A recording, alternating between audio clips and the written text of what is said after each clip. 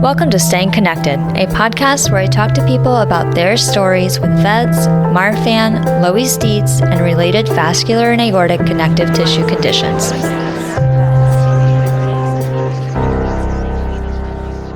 The views, information, and opinions in this podcast are those of the individuals involved, and the information presented does not constitute medical or other professional advice or services.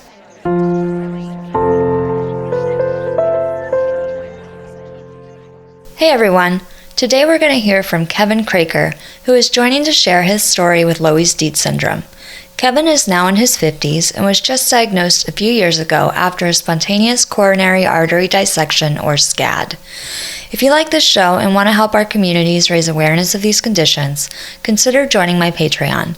This show wouldn't be possible without the support of my subscribers there, so if you're already supporting the show, thank you. Thank you, thank you, thank you. Let's get into the show.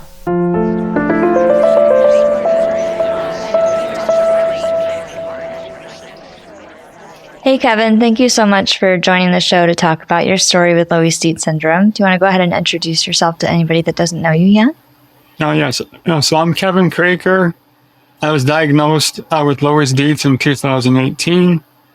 I live with my wife in Victoria, and the story kind of starts in 2017.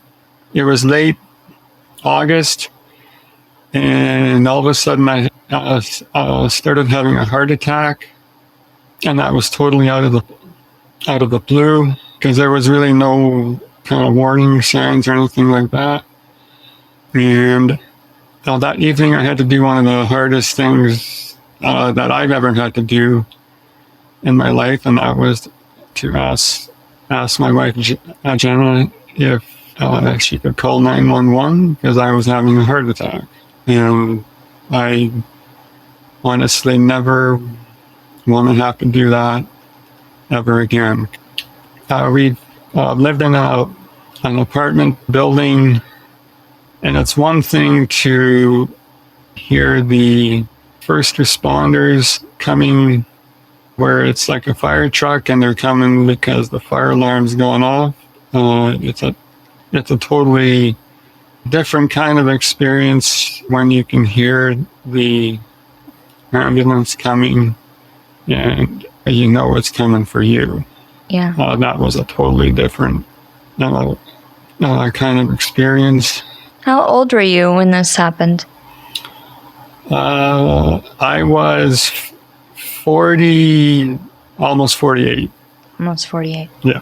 And prior to this, your medical history was pretty benign? It wasn't benign, but I'm going to get into that in a little bit here, where I think it'll fit in. Okay. But I did have some other issues, because what I'll start with is how I was diagnosed with Loeys-Dietz in the first place. Because after I'd had the heart attack and I was in the ER, the cardiologist told me the next morning that I had something called SCAD, which was a spontaneous coronary artery dissection. And the reason I all of a sudden had a heart attack the night before was one of my coronary arteries all of a sudden decided to tear, causing the heart attack. And then I was referred to a geneticist, Dr. Steinrath's, and we met with her and kind of relayed part of my medical history, part of also what had happened to my brother about 2.5 years earlier when he had died during an operation to further repair his aorta. And he was, during the operation, he was declared brain dead after it. There were some complications. When he had that operation, he didn't know that he had anything like that. my geneticist, when she heard that, she was almost certain that he had Loeys-Dietz, which is what I ended up having. And also, as we were talking with our geneticist, I kind of got the impression that even though I was going to get genetic testing done, it was kind of the way that she often would kind of look at me. I kind of got the impression that she already kind of knew that I probably had Loeys-Dietz. There was enough features like the almond-shaped eyes and other kind of features. Then after I got the blood test done, that came back as being positive for Loeys-Dietz syndrome, and that pretty much and then there's because the type that I had, at least the cardiovascular kind of version of it. There's a number of different types, but I pretty much have the cardiovascular one. So it's not just the aorta, it's smaller vessels all throughout the body. And that's where I'll go into what you were asking earlier, if I had had any other kind of things happen, because the Loeys-Dietz diagnosis explained a lot of other previous things that had happened. I'd had 2 hernias when I was younger. The one was when I was 8 or 9, when I was in grade 3.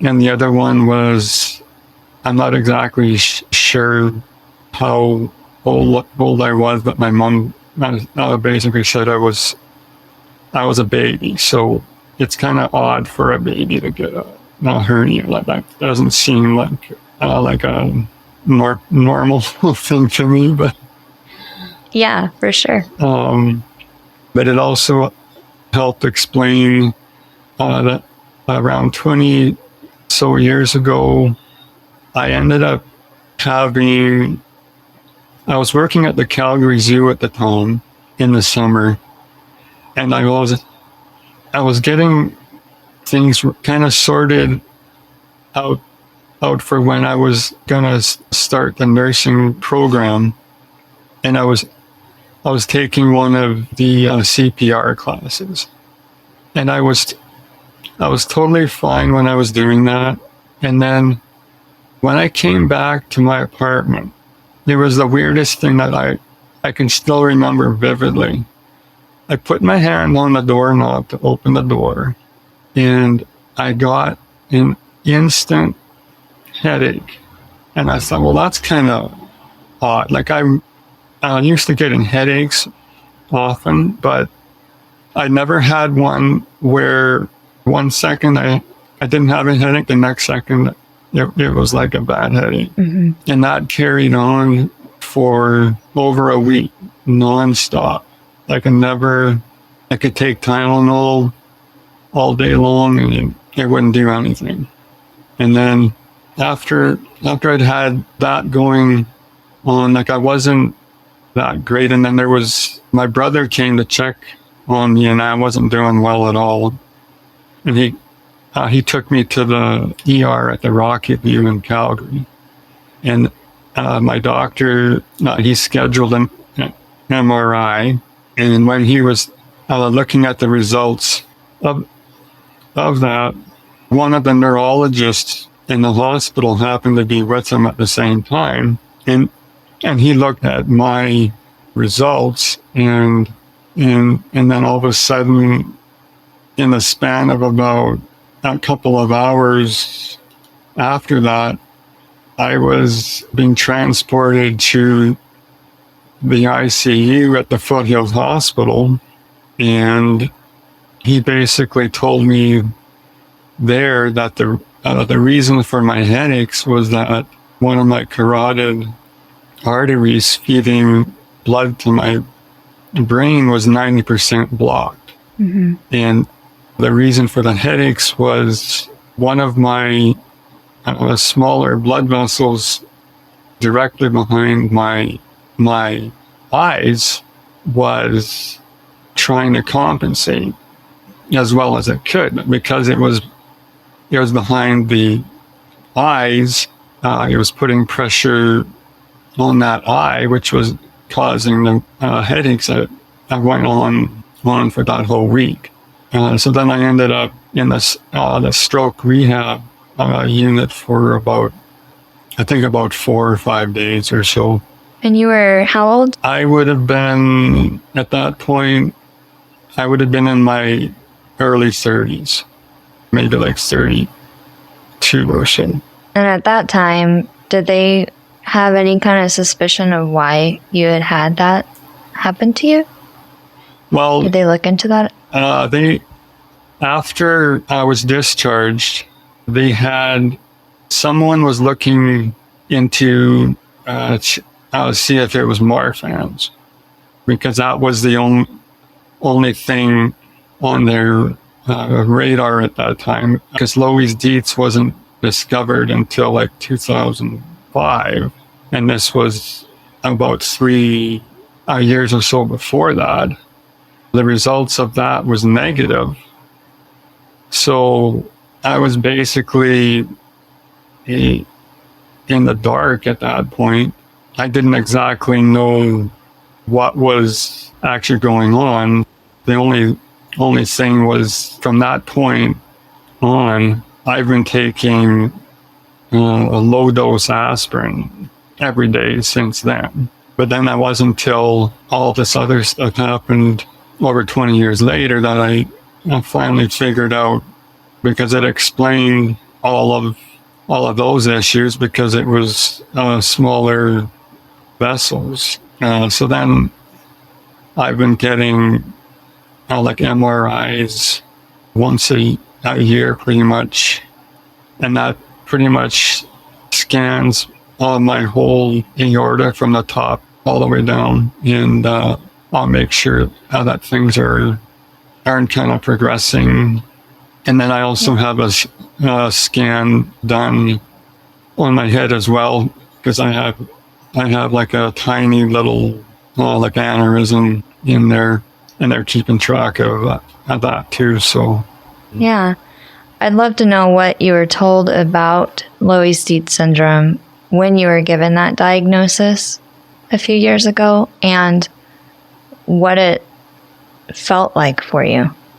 I was told that I shouldn't lift more than like 25 pounds, which pretty much, because I had right before that, like the morning before I'd had the heart attack, I was working as a care aide at a nursing home, and that was basically the last time I worked as a care aide, because of the weight issues, because of the physical demands of doing that kind of a job. I was no longer able to do that anymore. So it was a bit of a shock at first, and not kind of knowing how things would go after that. So the next 5 or 6 years were a bit of a journey of discovery, of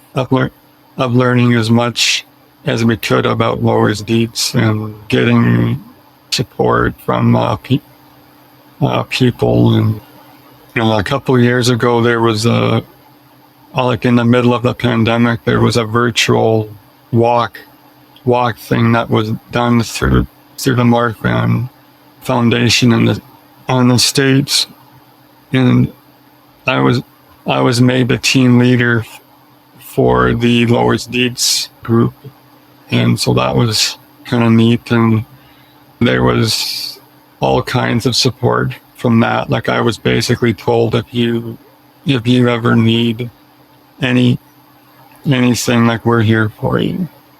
And that was like a huge kind of thing for me. And I was also able to email Dr. Dietz with certain things if I needed to. Like I didn't make it like any very complicated kind of thing. I just very, and he was always very generous with his time and stuff. And I never had someone like that who was so knowledgeable and someone who was that high up who had discovered Loeys-Dietz. I never expected that I would be able to email him and he would actually write me back. Like that was a huge kind of thing for me. Like, yeah, that's wonderful. And Hal, I've met Hal too. He's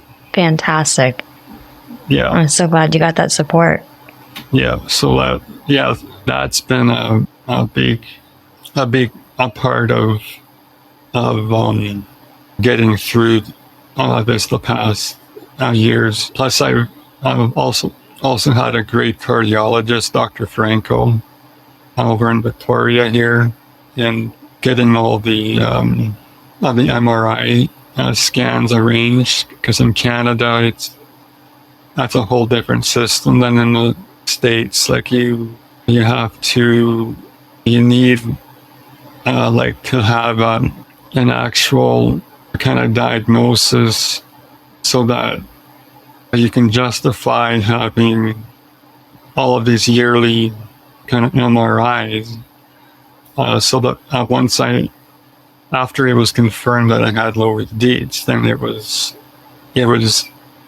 easier to do that because he had the proof that he has this and he needs to have his aorta checked like once a year. And so that was... Oh, that's great. I know that since your diagnosis too, you've had kind of like this extensive family history of Loeys-Dietz uncovered. Is that fair to say? Yeah. Yes. Like it, because my geneticist, she was certain that my brother who died had it. She was also quite assured also that my dad also would have had it, even though he's never had any kind of symptoms or signs of it early on that would have been noticeable, like with the vessels and stuff. But then he had all of his life, I think he's had a low heart rate and low blood pressure. So that pretty much would have mimicked someone taking like a beta blocker. You would basically do the same thing. I'm convinced one other brother for certain, I'm sure that he has it as well, and then other members of his family, I'm pretty sure also, and then also extended family going into some aunts and uncles. There's at least one aunt and one uncle, and there's at least two cousins from the one family where it's confirmed with the same kind of genetic testing that I had done and the exact same result. So it's totally confirmed. And then one other cousin on a different family is also confirmed there too. So there's, out of a family of like 11 or 12 kids, at least 3 of them, including my dad, would have had it. Plus there was other aunts who had apparently had other kinds of like heart issues that may have also been part of it too. Maybe I'm not sure. Yeah. But this diagnosis then really helped to kind of bring some answers to the family. Yeah. Yes. Yes. And there was also one other thing I just wanted to clarify.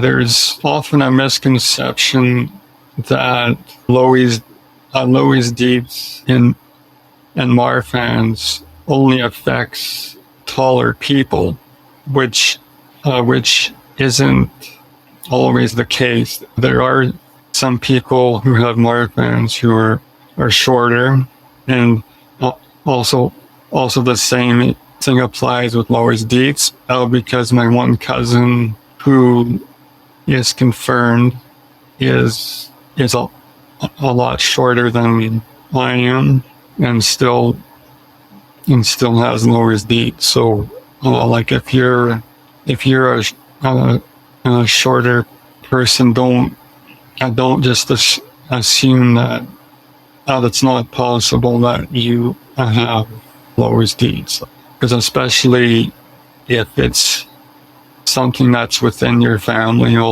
already, and you happen to be shorter, and one of your siblings has it and they're tall, don't make the mistake of thinking that that's not possible. I get the genetic testing done.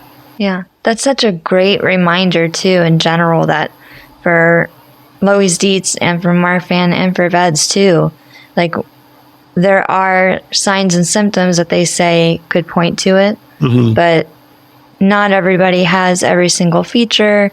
Some people don't have hardly any outward features at all, and it's not like this uniform, everybody with Marfan looks the same, everybody with Loeys-Dietz looks the same, everybody with VEDS looks the same. There's a lot of variation in our communities, and it's such a great reminder to get tested if you have it in the family, or have a medical history that's potentially concerning for it. Yeah.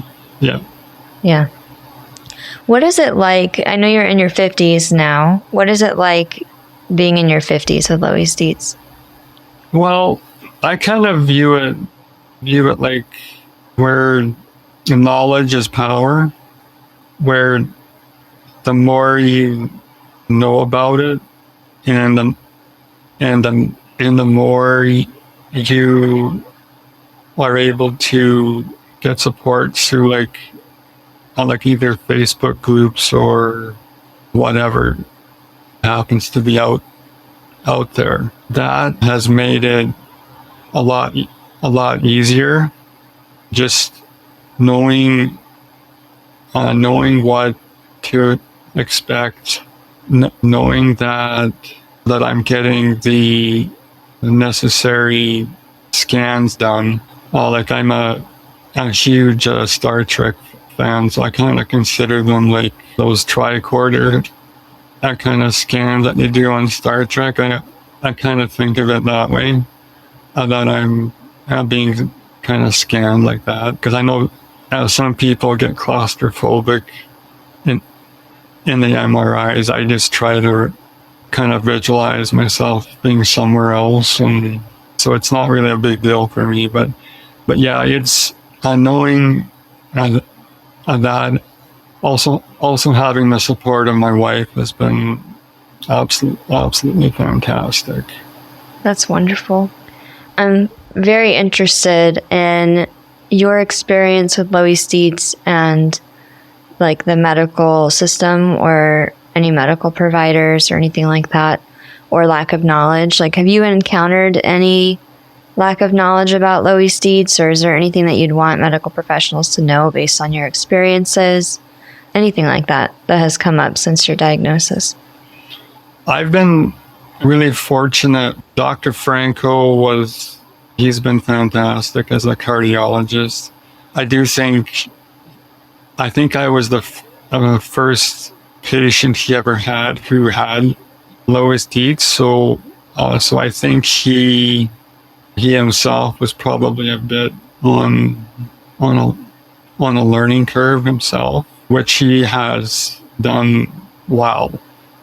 What I would say to other medical professionals, if you're not knowledgeable about Loeys-Dietz, and you have someone who comes across your way, and two websites that I would highly recommend would be the Loeys-Dietz.org site in the States and the Loeys-Dietz Canada.org site in Canada, because I was looking at the Canadian one last night, and there is a huge amount of information that you can access on the menu part of the Canadian website.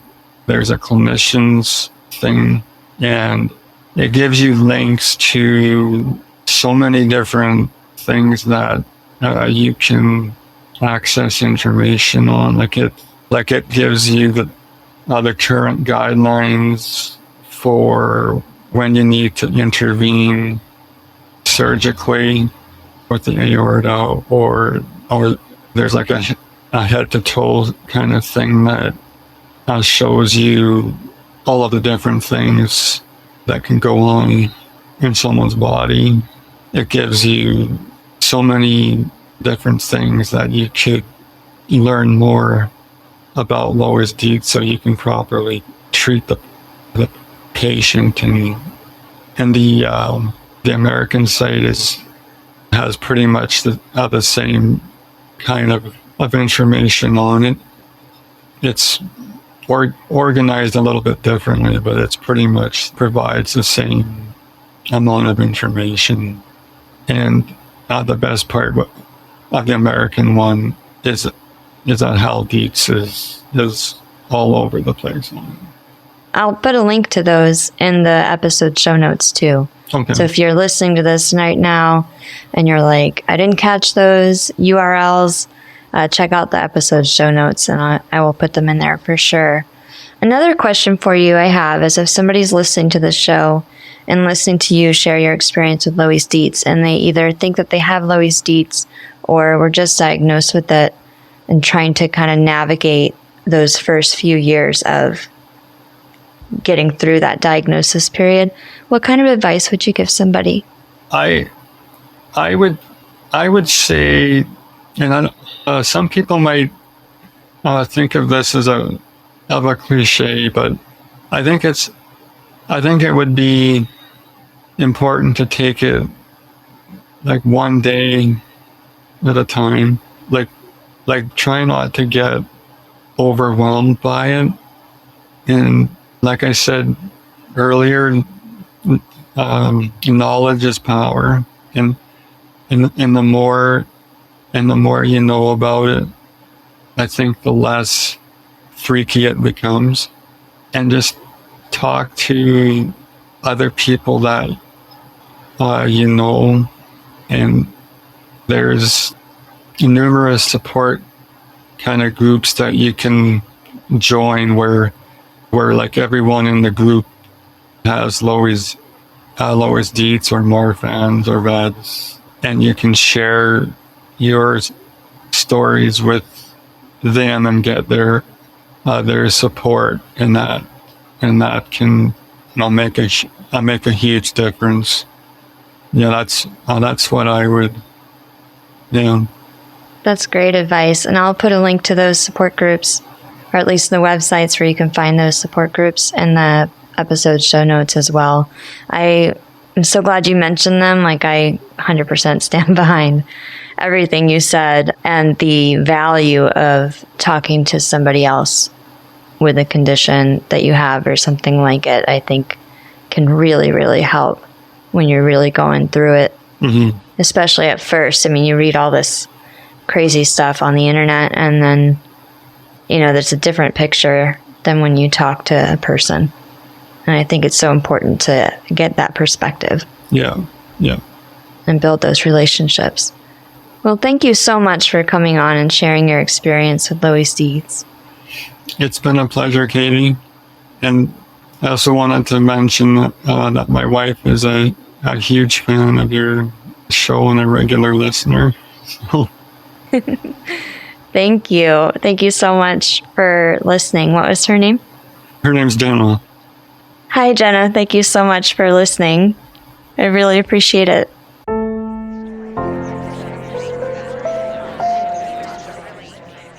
Hey, thanks for listening to this episode featuring Kevin Kroeker sharing his story with Loeys-Dietz syndrome. I've put a link in the show notes for the websites Kevin mentioned in the interview. If you're ready to meet others, get involved, or need support, there are more links for you there too. It's spring and there are several events coming up soon in different areas across the country, so be sure to check it out. There's also a link in the episode show notes for the VEDS Collaborative Natural History Study, a research study led by Dr. Shireen Shalhoub, open to people with VEDS, Marfan, Loeys-Dietz, and similar connective tissue conditions. If you like this show, be sure to share it on social media or give it a rating or review. You can also support the production of this podcast by joining my Patreon. As always, my top-tier patrons are listed in the episode show notes. Next week, we'll talk to Ronania, who has family members with VEDS and lost her brother Angelo to it as well. See you soon.